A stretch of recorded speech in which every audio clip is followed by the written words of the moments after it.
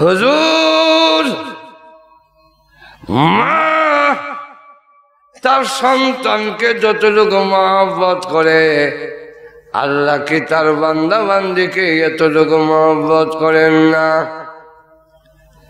আল্লাহ নবী বলেন মা তার সন্তানকে যতটুকু মহব্বত করে তার চাইতে কোটি গুণ বেশি মহব্বত করেন আল্লাহ তার বান্দা বান্দিকে।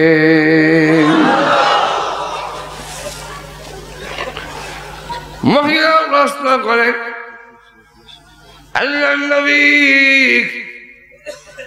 পৃথিবীতে এমন মা কে আছে যে মা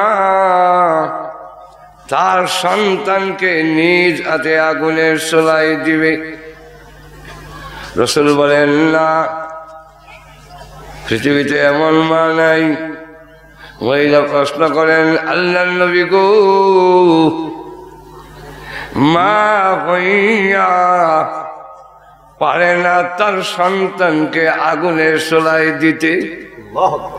রহমানুর রহিম হইয়া মার চাইতে কোটি কোটি গুণ বেশি দরদি হইয়া তার বান্দা বান্দিকে জাহান্নামের কঠিন চুলাই কেমনে দিবে?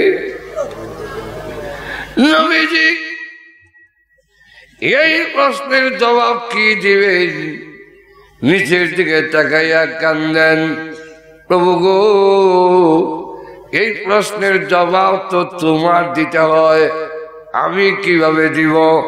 মা হইয়া পারে না তার সন্তানকে দুনিয়ার চুলাই দিতে, তুমি রহমানুর রহিম হইয়া তোমার বান্দা বান্দিকে জাহান্নামের এই কঠিন চুলাই কেমনে দিবা? আল্লাহ রাব্বুল আলামিনের দরবারে কাঁদতে লাগলেন।